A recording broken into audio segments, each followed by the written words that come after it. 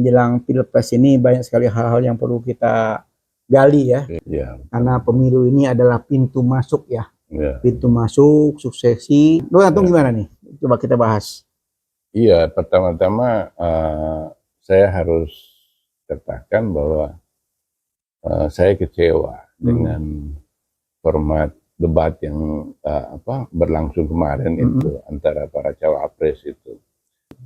Yang tujuannya bukan untuk mencari argumentasi dari lawan, tetapi untuk mempermalukan lawan. Cara-cara yang menipu publik gitu.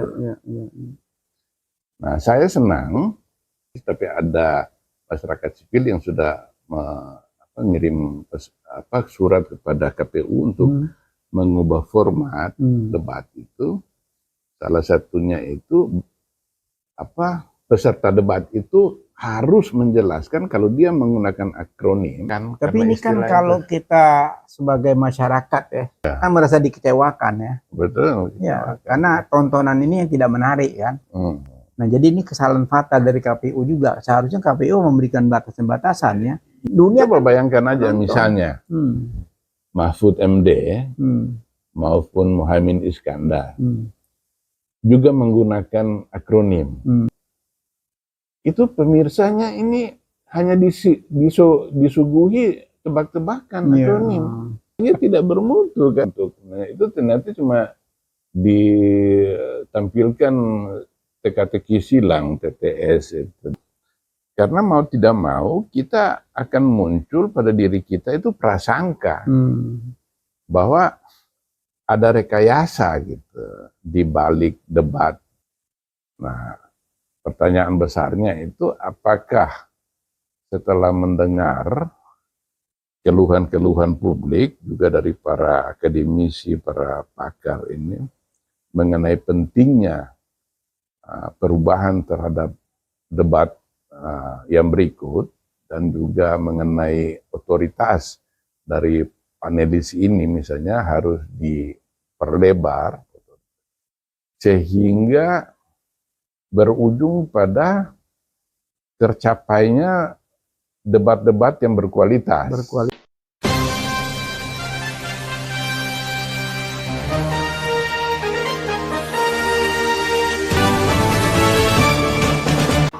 Jangan lupa ya di subscribe, like, komen, share, dan tekan tombol loncengnya.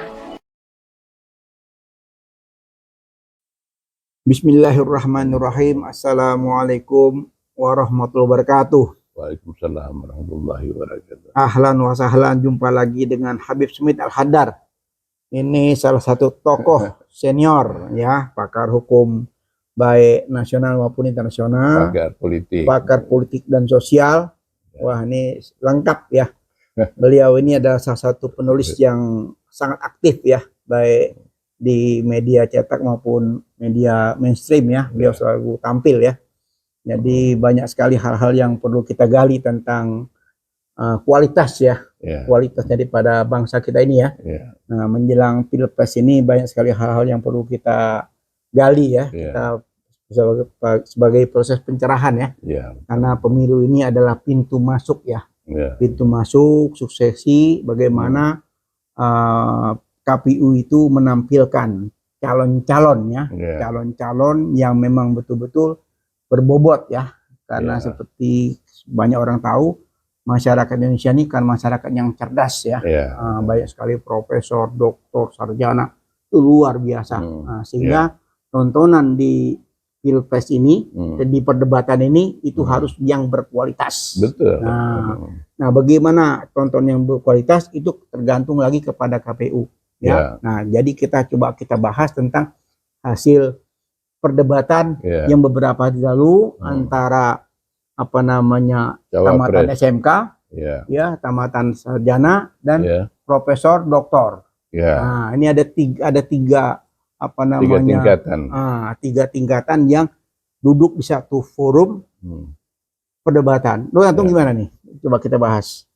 Iya, pertama-tama saya harus katakan bahwa saya kecewa dengan format debat yang berlangsung kemarin itu antara para cawapres itu, terutama karena ada capres yang main akal-akalan. Oh, cawapres. Cawapresnya akal-akalan. Ini sebenarnya menunjukkan bahwa ketidakmampuan dia dalam mengartikulasi gagasan besar, lalu ditutupi dengan cara penggunaan akronim-akronim yang tidak umum, yang tujuannya bukan untuk mencari argumentasi dari lawan, tetapi untuk mempermalukan lawan. Bukan untuk berdebat jadi ya? Bukan untuk berdebat, karena paslon ini kita sebut aja itu Gibran Raka Buming Raka, itu bukan kompetitornya secara intelektual, bukan kompetitornya Profesor Mahfud MD, dan seorang master yang kita ketahui juga mantan aktivis dan politisi hebat, yaitu Muhaimin Iskandar. Nah, kekurangan dari Gibran ini ditutupi dengan cara-cara yang tidak jujur, cara-cara yang menipu publik gitu. Contoh salah satunya, dia mengajukan pertanyaan kepada Cak Imin, paslon cawapres nomor 1, dengan akronim yaitu SG IE. Ini istilah akronim bahasa Inggris. Dan umpamanya saja dia menyatakan itu dengan bahasa Inggris, seharusnya dia menyebut SG IE yang sebenarnya. Iya, karena itu kan berarti State of the Global Islamic Economy. Nah, tapi dia menyebutnya dengan bahasa Inggris dengan bunyi bahasa Indonesia, sehingga membingungkan cawapres Muhaimin Iskandar nomor 1 ini. Nah, ini sebenarnya cara yang licik yang pernah digunakan bapaknya dulu dalam debat-debat dengan Prabowo dulu. Sebenarnya karena publik ingin tahu mengenai apa yang ditanyakan Gibran itu, maka dia seharusnya menyatakannya dalam bahasa Indonesia itu mudah. Sebenarnya kalau kita terjemahkan secara bebas dari kata itu State of the Global Islamic Economy, itu sebenarnya dia harus tanyakan begini: bagaimana penilaian Bapak mengenai tingkat peringkat Indonesia di tingkat global terkait ekonomi syariah? Itu yang harus ditanyakan. Gitu. Nah, dia sengaja menggunakan akronim itu yang membingungkan Muhaimin Iskandar, karena memang tujuannya dia bukan meminta penjelasan dari atau minta argumen dari Cak Imin, tapi dia mempermalukan itu. Dan motifnya selain itu adalah kita tahu bahwa pemilih Indonesia itu 80% itu tingkat pendidikannya tingkat pendidikan rendah. Nah, sehingga apa yang dilakukan Gibran kepada Cak Imin itu bagi orang terdidik di perkotaan itu terlihat sebagai pertanyaan yang tidak adil, tidak jujur, dan curang. Nah, tapi bagi orang awam di bawah, dan itu menjadi sasaran dari Gibran itu, bagaimana melihat memberi kesan bahwa dia pintar, dia menguasai istilah ekonomi yang rumit seperti itu, untuk menarik pemilih yang di bawah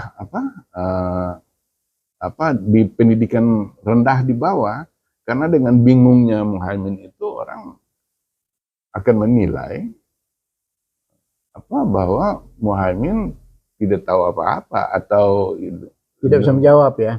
lemah, dan dia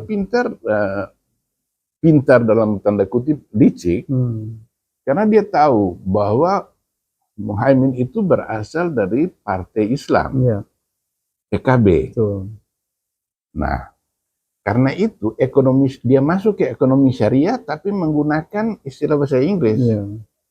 Karena itu wilayahnya Muhaimin. Jadi bagaimana menjatuhkan Muhaimin di rumahnya sendiri. Sebab kalau dia tanyakan dengan bahasa Indonesia yang sederhana, bagaimana Pak Gus Imin peringkat Indonesia di tingkat global terkait ekonomi syariah, di mana Indonesia nomor 10 sekarang ini. Seharusnya ditanyakan seperti itu. Tapi kalau ditanya seperti itu, Muhaimin Iskandar akan dengan mudah menjelaskan, dan itu bisa menguntungkan Muhaimin. Oleh karena itu hajar dia dengan pertanyaan jebakan yang diharapkan akan memperlihatkan kebodohannya Muhaimin dalam soal itu. Nah, saya senang saya lupa namanya persis, tapi ada masyarakat sipil yang sudah mengirim surat kepada KPU untuk mengubah format debat itu. Salah satunya itu peserta debat itu harus menjelaskan kalau dia menggunakan akronim itu harus dikenal secara umum.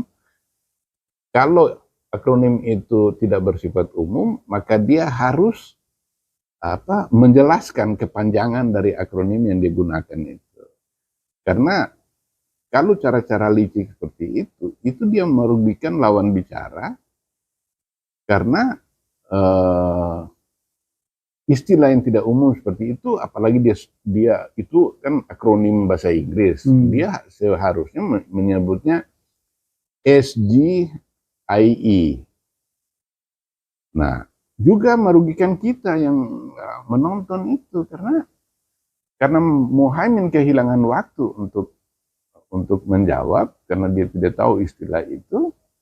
Akhirnya segmen itu sebagiannya hilang dan jadi merugikan kita. Proses pembodohan ya. Ini kan pembodohan besar-besaran. Tapi memang walaupun ini strategi ini bersifat teknis. Jokowi ini dia anggap berhasil ketika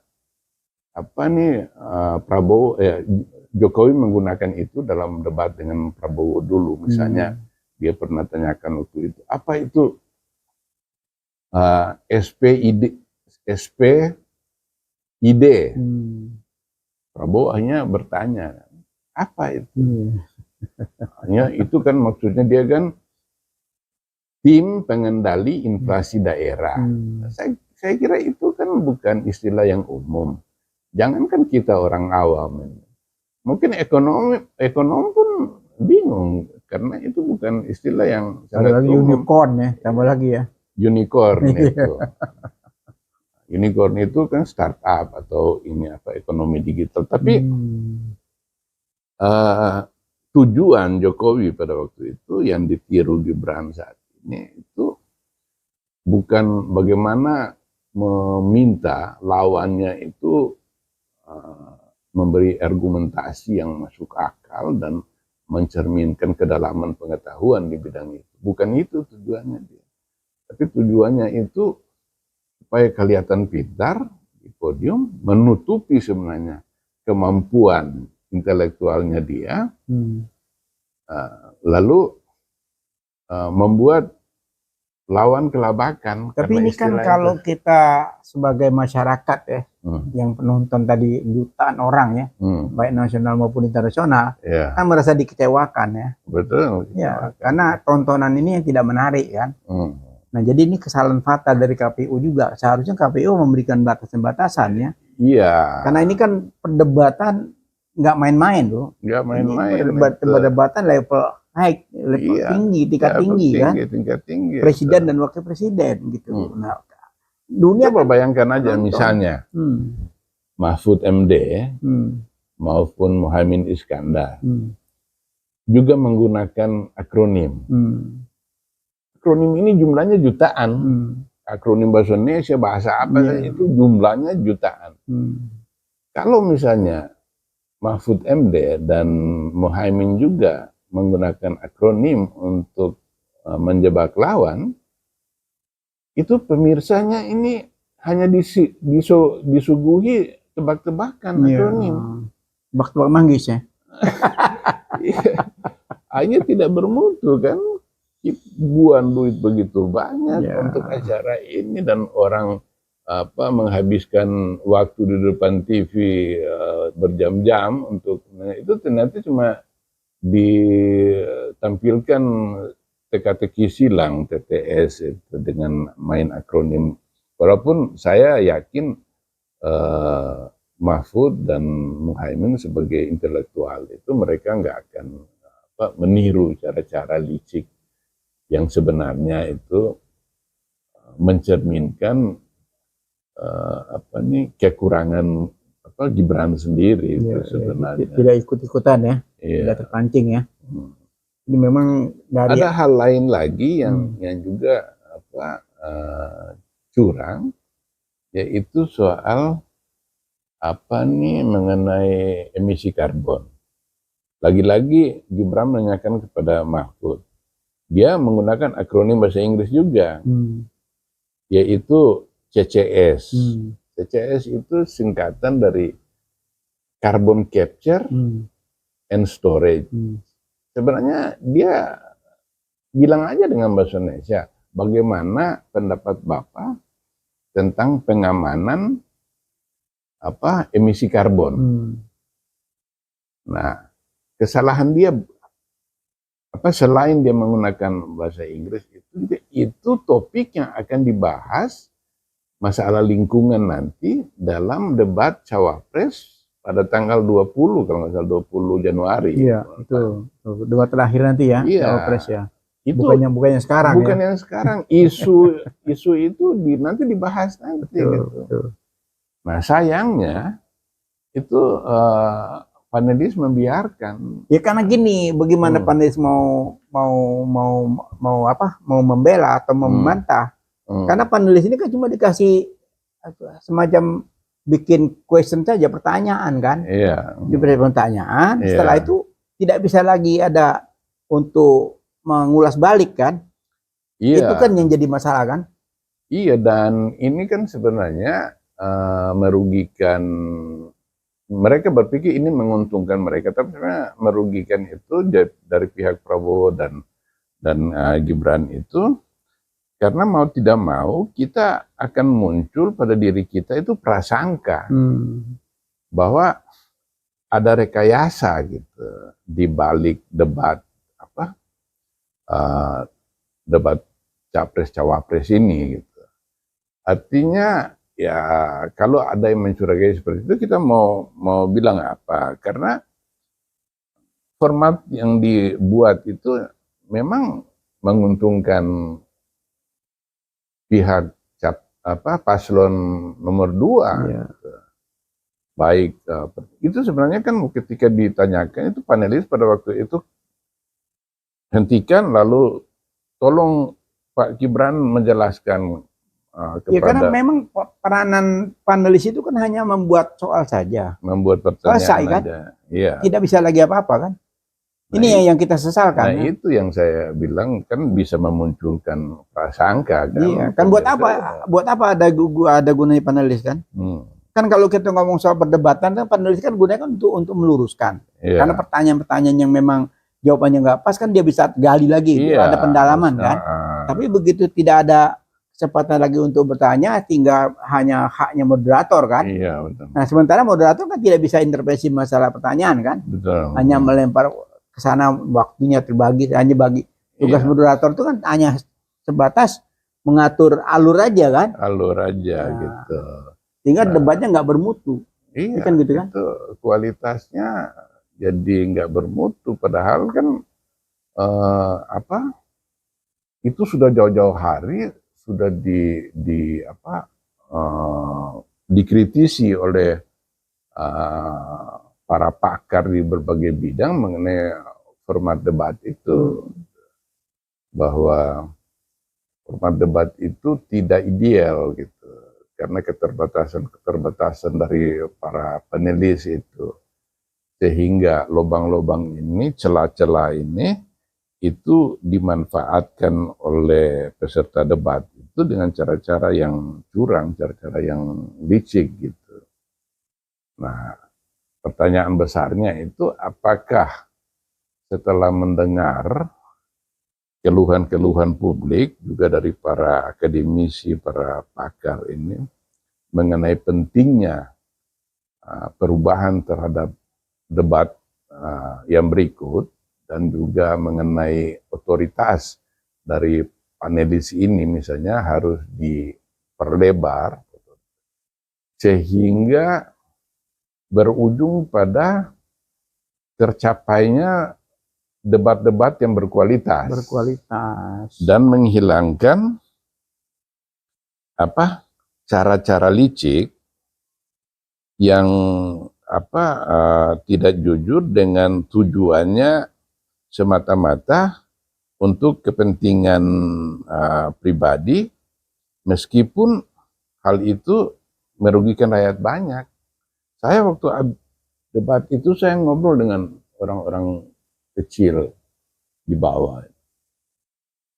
Itu karena mereka tidak paham mengenai apa sebenarnya yang ditampilkan si Gibran itu. Mereka menilai bahwa Muhaimin dan Mahfud itu kedodoran. Betul. Kalau lihat gayanya, memang kalau orang bacaan dari luarannya lihat perdebatan itu antara 1, 2, dan 3 itu 2 ini kan lincah dia. Yeah. Oh, ada yang gagahnya dengan percaya dirinya kan. Dia keluar dari podium kan. Orang pertanyaan dia udah pegang mic lagi nih, udah siap apa. Jadi memang kelihatan capture-nya tuh dia hebat gitu. Iya, nah, memang itu kan tujuannya. Jadi bukan substansi yang ingin disampaikan oleh Gibran untuk menunjukkan kualitas dia, tetapi bagaimana citranya dia, bagaimana dia dipersepsi oleh kalangan bawah gitu. Karena kalau kalangan atas itu akan dengan mudah melihat kualitasnya dia. Tapi dia tahu dari awal bahwa dia tidak mungkin mengharapkan dukungan dari orang-orang berpendidikan di perkotaan gitu. Tapi dia lihat kue besar dia melihat kue besar di kalangan bawah itu. Segmen akar rumput ya. Segmen akar rumput itu jumlahnya itu cukup besar. Dan itu yang menjadi sasarannya dia. Sasaran dia nggak perlu harus putar otak untuk menjelaskan itu. Bagaimana gua ini ditampilkan, gua tampil itu dengan dengan sosok yang dominatif, sosok yang percaya diri ya, percaya diri dan mendominasi terhadap 2 tokoh besar ini gitu. Dan bisa jadi kita nggak tahu kalau ini bisa jadi ada juga yang berpindah, tapi hal lain yang menguntungkan Gibran juga gini, anak-anak sekarang meskipun mereka nggak sekolah tinggi, tapi menggunakan bahasa Indonesia dengan mencampur-campur bahasa Inggris itu sudah biasa gitu, sehingga bagi kalangan generasi milenial dan generasi Z itu bahasa Inggris itu sudah seharusnya dikuasai oleh orang-orang Indonesia gitu. Karena ini zamannya globalisasi dan bahasa Inggris sudah menjadi semacam bahasa kedua gitu. Sehingga mereka merasa Mahfud dan Muhaimin itu dikalahkan oleh ini karena ketidakmampuan mereka menguasai istilah-istilah bahasa Inggris itu. Ini kan bentuknya bentuk penipuan, tapi itulah realitas yang dibaca oleh kubu Gibran, para konsultan politiknya itu, yang mengarahkan dia, bagaimana dia dipoles gitu, anak yang yang pengalamannya, pengetahuannya tentu saja sangat terbatas, sementara dia harus berada di antara dua macan ini. Nah, untuk itu mereka melihat ada peluang psikologis di dalam panggung itu gitu, yang harus dimenangkan gitu. Dan itulah Gibran sebagai orang Solo yang mestinya karakter aslinya dia itu orang yang sopan santun. Tapi dalam debat itu Gibran yang muncul ada Gibran yang bukan yang kita kenal selama ini. Gibran yang berubah, manusia baru gitu, manusia yang nah, jadi memang itu tim suksesnya dia itu bekerja keras itu jangan sampai Gibran ini jadi bulan-bulanan di dalam panggung itu. Nah, misalnya saja walaupun dengan cara yang curang itu Mahfud protes. Ketika Mahfud dia tanyakan, Mahfud jawab, dia tinggalkan podium itu. Itu kan sebenarnya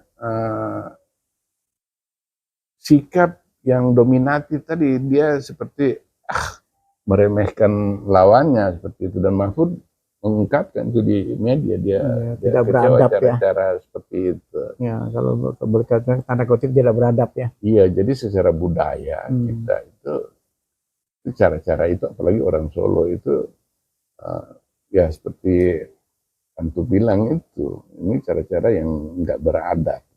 Ya ini bayangkan, seorang Mahfud itu kan dia masih ada di kabinet, ya kan? Yeah. Dia masih sebagai Menko Polhukam, ya. Sementara yang dihadapi ini kan anak presiden kan, jadi pasti ada kan rasa ibu pakeu ya. Yeah. Nah, termasuk Gus Imin tadi. Yang Gus Imin ini apa istilah antum tuh? Kalau Gus Imin ini kan tadinya berada di Prabowo, tiba-tiba sekarang dia berada di kubunya Anies. Jadi apa ya? Apa istilah? Jadi gini. Sebenarnya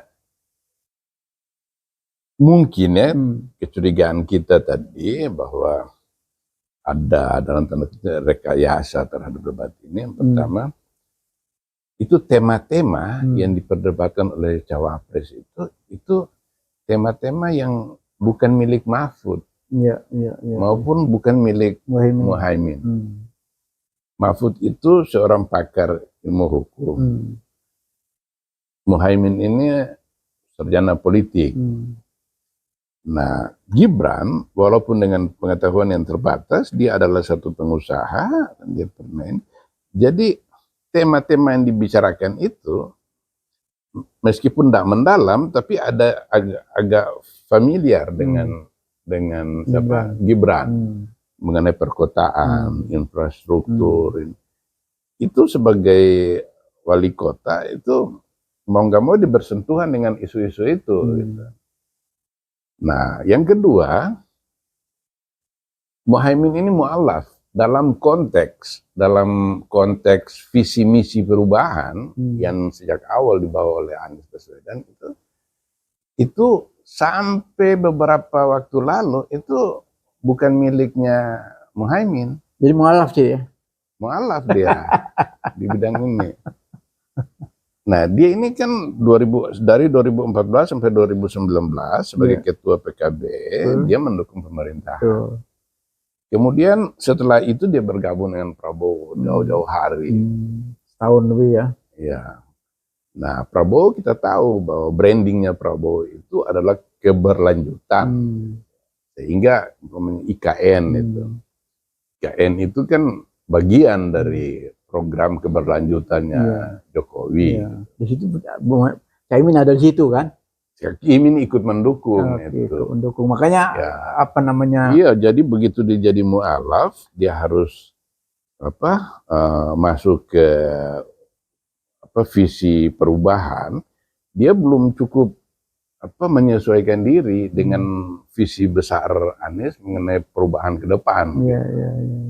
Nah, termasuk itu dia kan, orang mungkin masih ingat yang dikorek oleh Gibran itu, masih ingat bahwa PKB di bawah Muhammad itu ikut mendukung IKN. Iya. Nah, sehingga kalau dia ditanyakan mengenai itu sekarang ini yang harus dia tolak, karena visi perubahan itu melihat bahwa IKN itu bukan sesuatu yang urgen, bukan sesuatu yang niscaya harus dilanjutkan pada hari ini, gitu. Sehingga Muhaimin harus balik badan. Gitu. Iya. Nah, menjadi mu'alaf itu tidak mudah. Dia perlu waktu untuk perubahan itu. Menyesuaikan ya. Iya, menyesuaikan dengan perubahan itu.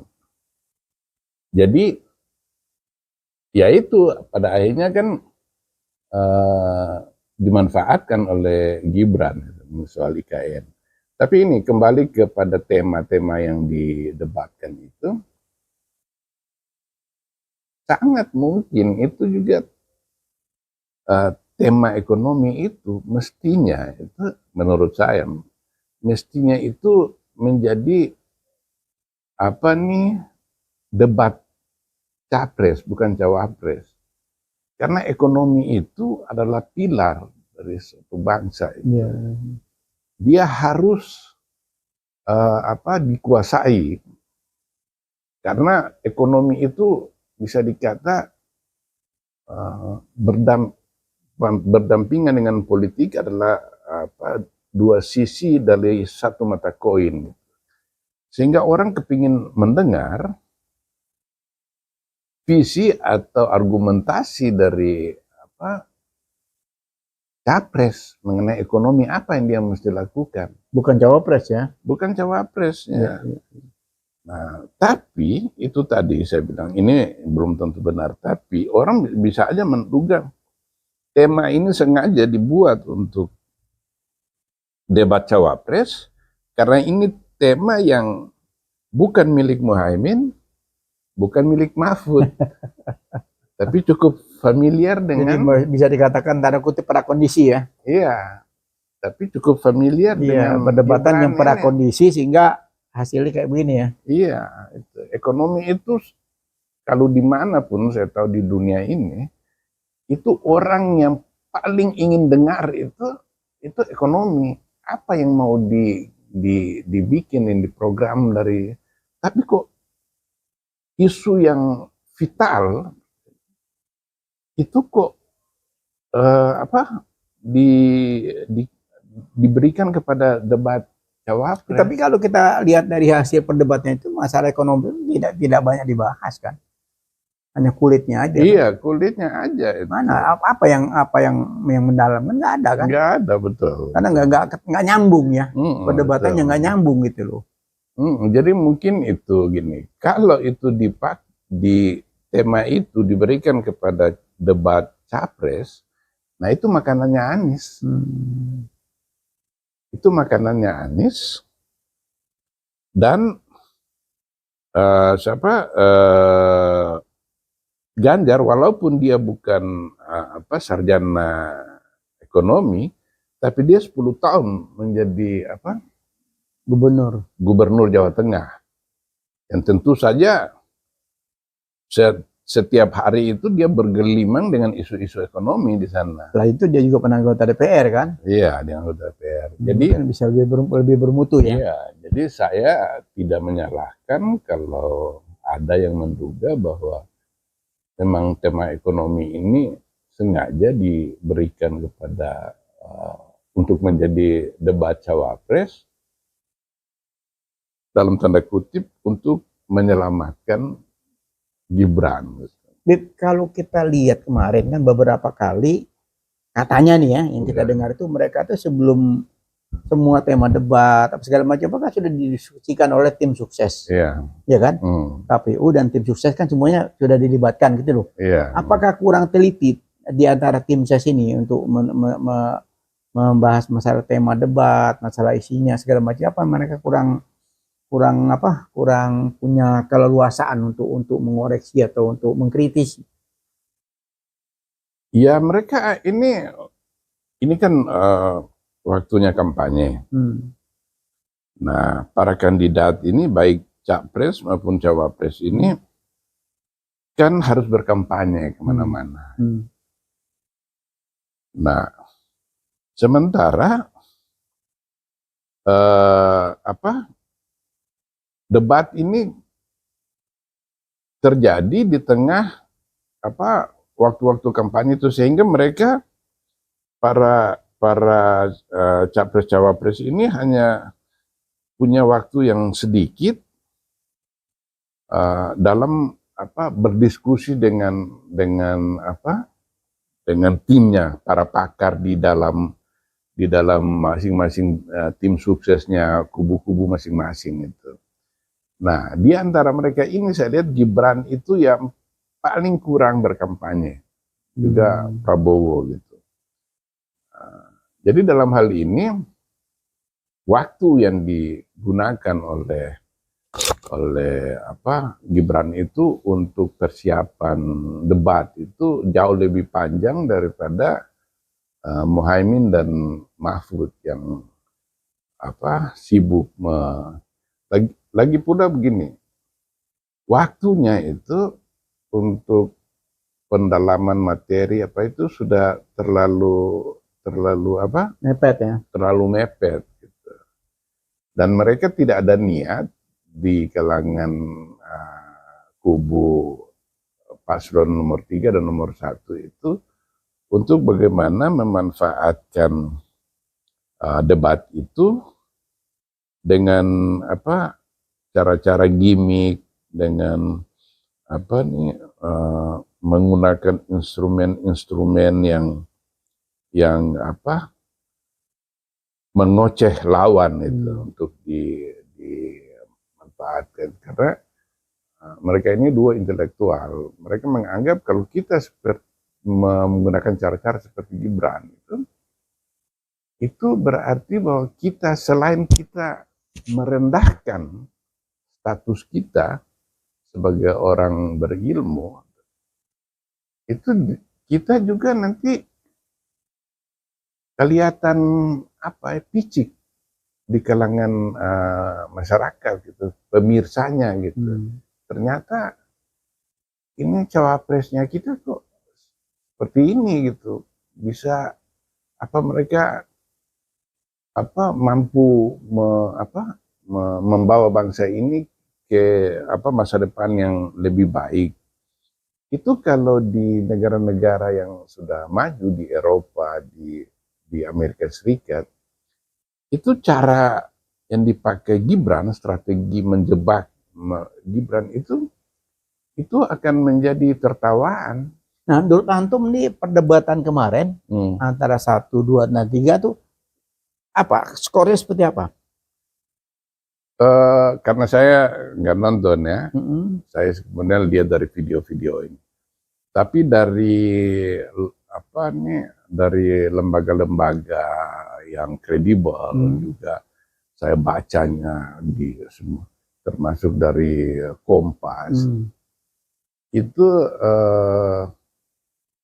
impas. Ya. Jadi misalnya Anies Muhaimin dikatakan Kompas itu menang di isu-isu populis. Mahfud menang di kelancaran. Kelancaran dalam penyampaiannya. Lalu Gibran menang di masalah-masalah teknis itu, akronim itu segala macam. Nah, terus yang secara keseluruhan apa nih, Kompas jadi ada yang disukai publik terhadap Muhaimin, ada yang isu lain yang publik senang kepada Mahfud, ada yang melihat Gibran gitu. Nah, kembali lagi ke saya bilang, kalau itu siapa namanya Ismail Fahmi, dia kan punya lembaga Drone Imprint itu, dan dia sering dikutip di media-media mainstream itu. Kepakaran dia di medsos itu diakui. Gitu. Nah, menurut dia itu kalau di Twitter itu kan penggunanya kebanyakan orang-orang terdidik. Itu 71% melihat negatif untuk Gibran. Negatifnya 71%. 71% Gibran. Kemudian 23% itu Gibran. Positif. Positif untuk Gibran, cuma 20-an. 5% netral. Tapi 70% memberi nilai negatif kepada untuk calon kedua. Cawapres nomor 2 yang. Ya, paslon 2. Cawapres nomor 2 itu. Nah, ini menunjukkan bahwa publik Indonesia di kalangan masyarakat kelas atas cukup cerdas. Yang 1 dan 3? Kenapa? Untuk skor 1 dan 3? Tadi kan yang baru yang 2 tuh. Iya. Yang dari apa namanya? Iya, kalau untuk Anies itu positif, Muhaimin positifnya sekitar 60%. Positif 60%. Positif. Kalau Gibran kan cuma 23. Terus kalau Mahfud itu 65%. Oh, antara Mahfud sama Caimin itu berimbang ya? Iya. Negatifnya? Ya sisanya itu negatif. Jadi itu akar rumput itu jumlahnya besar. Itu yang disadari betul oleh kubunya Gibran itu. Sehingga bagaimana mencuri suara di ceruk ini nih. Karena dia tahu bahwa dia nggak bisa mencuri suara di rumput ya. Ceruk kelas menengah terdidik gitu. Nah, ngapain gue mesti konsentrasi ke situ, hal yang yang impossible untuk saya menang di situ. Nah, ini ada kue besar di akar rumput ini. Nah, kebetulan juga sebelum debat cawapres itu terjadi, itu beritanya luar biasa masifnya itu mengenai Gibran yang pelangap-pelongo. Sehingga ketika debat dimulai, ekspektasi orang terhadap Gibran itu rendah sekali. Sesuai dengan itu. Nah, karena ekspektasinya rendah, dengan dia menggunakan strategi-strategi yang kita bilang tadi yang agak licik dan penampilan yang dominatif di panggung itu akhirnya ternyata dia lebih dari ekspektasi. Gibrannya itu karena ekspektasi publik memang rendah sekali. Jadi ketika Gibran tampil dan surprise, itu dia melebihi ekspektasi yang diharapkan oleh publik itu. Itu yang memberi nilai tambah untuk dia gitu di debat itu. Walaupun dengan tanda kutip kecurangan tadi ya.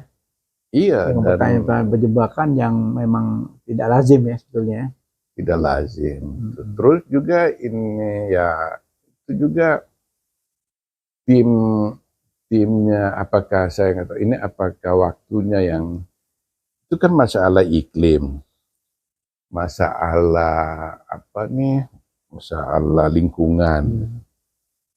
Itu Indonesia kan sudah ikut serta sebagai anggota G20 itu. Indonesia sudah ikut konvensi menurunkan suhu bumi. Gitu. kemudian mengenai lingkungan gitu. Nah itu seharusnya itu menjadi suatu tema yang strategis yang harus diangkat dalam debat gitu. Karena dunia internasional juga ingin tahu gitu. Nah, ternyata dalam debat itu hal-hal ini belum muncul ya. Cuma diserempet begitu aja, cuma ini karena apa? Sehingga komitmen Indonesia terhadap perubahan iklim di mana kan kita diberi kelonggaran tahun 2060 tidak boleh lagi ada industri atau kendaraan bermotor yang menggunakan bahan bakar karbon. Ya. Sudah bebas sepenuhnya dari situ. Nah, dan ini sudah menjadi komitmen internasional di mana Indonesia ikut serta di dalamnya itu. Tapi dalam debat itu kok hal ini tidak muncul atau tidak ditekankan itu. Sehingga bisa dunia internasional mempertanyakan apakah Indonesia sungguh-sungguh mau meninggalkan energi karbon ini yang menimbulkan kerusakan meningkatkan suhu bumi dan yang kemudian berdampak kepada lingkungan, banjir segala macam. Nah, sementara cawapres ini kok enggak dalam debat itu kok enggak disinggung gitu. Nah, ini masalah internasional dan masalah yang sangat serius menyangkut masa depan kehidupan umat manusia di planet ini. ini. Jadi kalau kembali lagi kita ke penyelenggara debat ini kan sudah jelas-jelas dari awal kan banyak perdebatan ya. Waktu itu pro kontra kan tentang perdebatan cawapres ini kan ada usul supaya didampingin dan segala macam kan. Akhirnya timbul masalah gonjang-ganjing yang cukup ramai kan. Nah, akhirnya terjadi juga perdebatan ini. Akhirnya mutunya kan seperti ini ya. Nah, mungkin antum sebagai pakar ya. Apa kira-kira saran ke depan ini untuk KPU nih supaya kita juga naik kelas lah ya. Kalau kemarin sudah dua debat kemarin, debat pertama cukup bagus ya. Yang kedua turun kelasnya. Ya memang ya saya berharap begini, podium itu kembali harus kalaupun mau dipasang podium, tapi peserta debat itu tidak boleh membawa catatan apapun juga, pulpen ini segala itu, supaya mereka betul-betul diuji kemampuan mereka dalam penguasaan ilmu. Nah, salah satunya misalnya, ternyata dalam akronim State of the Global Islamic Economy, yang sebenarnya artinya peringkat Indonesia di bidang ekonomi syariah itu. Ketika Gibran mengajukan pertanyaan itu dan Muhaimin nanyakan itu, dia baca. Jadi sebenarnya dia juga tidak tahu mengenai itu. Dia baca, baru diejek kan sama Muhaimin. Ya maaf ya Gus, karena ini pertanyaan yang sulit. Padahal dia sendiri baca di teks itu. Jadi banyak sekali sorotan tajam ya dari publik ya. Iya, terus mungkin ya supaya dia isu yang diangkat lebih selektif, tidak usah terlalu banyak temanya, sehingga memberi waktu yang cukup banyak untuk isu-isu yang memang sangat strategis dan penting bagi bangsa ini gitu. Kalau temanya sudah terlalu banyak, waktunya itu tidak cukup untuk menjelaskan. Dan lagi kalau memang kita lihat dari paslon 3 pun juga menurut telah dari saya itu juga nggak pas juga ya. Jadi pada saat pernyataan yang terakhir, statement terakhir itu ya kostumnya diganti, udah ganti kostum, habis itu dia juga membaca, jadi bukan menyampaikan apa yang ada di kepala, membaca juga 1, 2, 3, 4 terus sampai dan seterusnya gitu loh.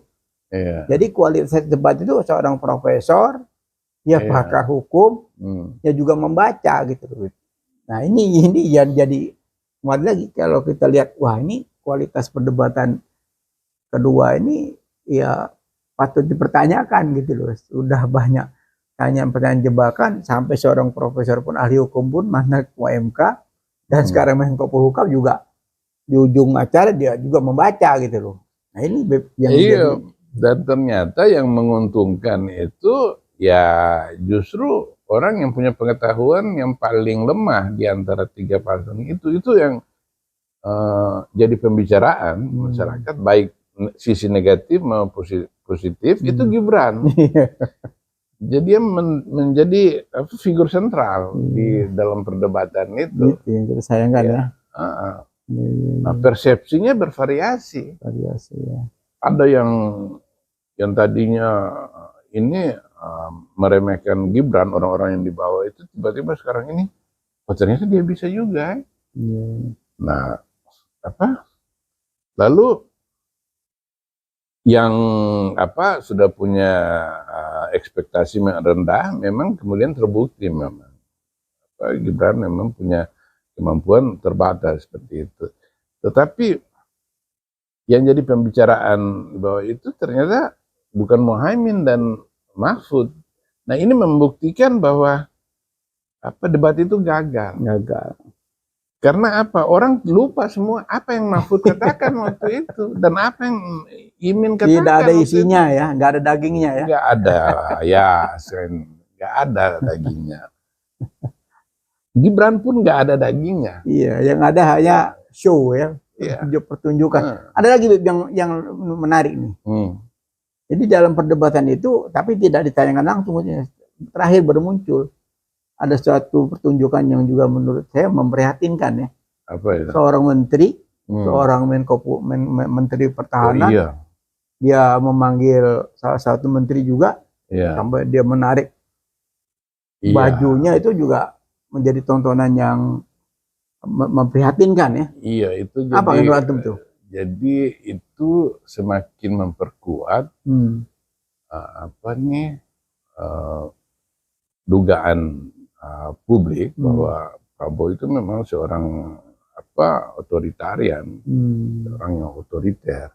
Nah sebelumnya juga ini kemarin muncul lagi itu video itu saya lihat mengenai Prabowo cekik wakil menteri pertanian menjelang rapat kabinet.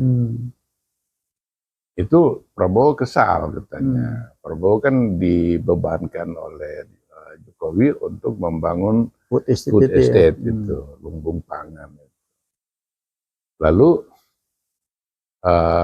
Kementerian Pertanian ini tidak membantu menurut dia. Padahal mereka kan ini kan beririsan dengan Kementerian Pertanian itu. Jadi Prabowo kesal itu, dia gampar dan cekik. Ini Prabowo sudah, orang-orang Prabowo sudah bantah bahwa itu berita bohong. Tapi ini video ini muncul lagi dan kalau memang itu nggak benar, ini jelas pencemaran nama baik. Seharusnya melaporkan gitu. Jokowi, Prabowo-nya dilaporkan. Gitu. Nah, dengan adanya insiden yang sebenarnya bukan bagian dari debat itu, tetapi perangai tindakan Prabowo itu dia menarik jasnya sampai orang Bahlil Lahadalia itu kemudian rekam jejak Prabowo di masa lalu itu memperkuat Curigaan, kasus itu saya lihat betul itu sampai Bahlil hampir tunduk gitu, dia tarik gitu. Dan Yang apa menunjukkan bahwa Prabowo meremehkan menteri ini seorang menteri loh. Bahlil Lahadalia jadi publik ya, sorotan publik, tayangan langsung kan, Iya. itu kan luar biasa kan. Iya, itu menunjukkan bahwa asli itu asli Prabowo itu seorang otoriter. Gitu.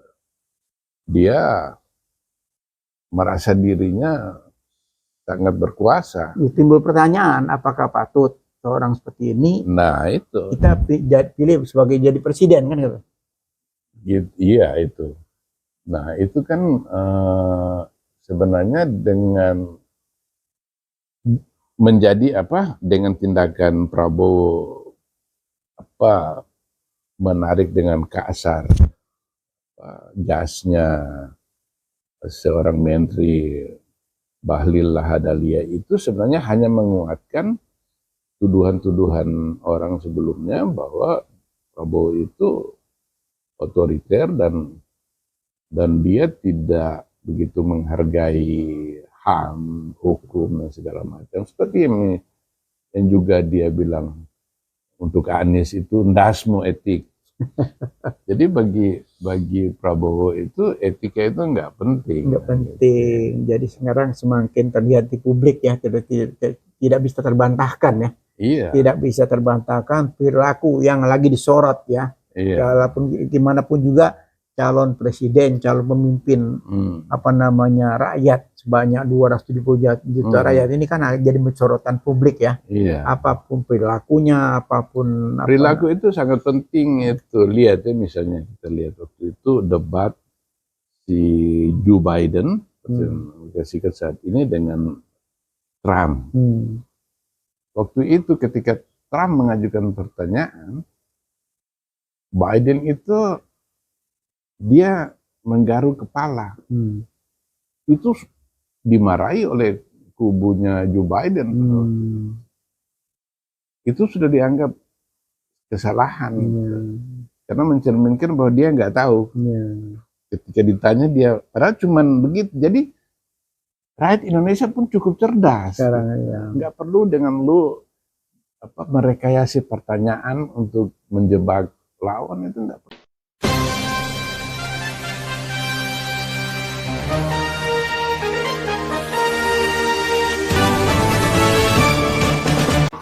Jangan lupa ya di subscribe, like, comment, share, dan tekan tombol loncengnya.